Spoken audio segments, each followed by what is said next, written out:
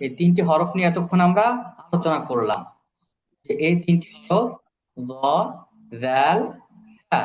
এই তিনটি হরফ পাতলা করে উচ্চারণ করতে হয়।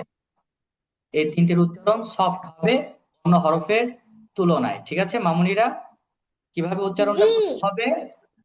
এই যে আমার দিকে তাকাও। নরম করে সফট। আচ্ছা মামুনি, এইভাবে এই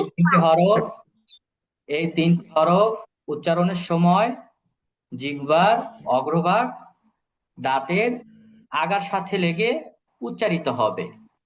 অর্থাৎ এই তিনটি হরফ যখন আমরা উচ্চারণ করব তখন আমাদের জিহ্বার এই অগ্রভাগটা এবং দাঁতের আগাটা একসাথে মিলিত হবে, একসাথে মিলিত হয়ে এই তিনটি হরফ সফট করে উচ্চারণ করতে হবে। ঠিক আছে মামুনিরা, এইভাবে র, র, জাল, সা। জাল, সা। র, জাল, সা। সা।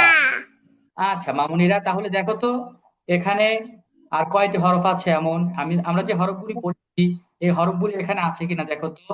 আমি মার্ক করে দিচ্ছি।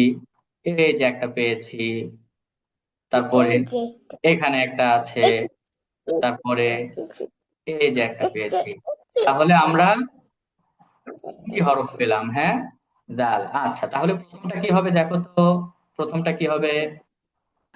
জাহারিন। মাশাআল্লাহ, সুন্দর হয়েছে। তারপরেরটা? রুকিরা। মাশাআল্লাহ, ভেরি। রুকিরা। সর্বশেষে কোনটা আছে? কাজিবান। কাজিবান।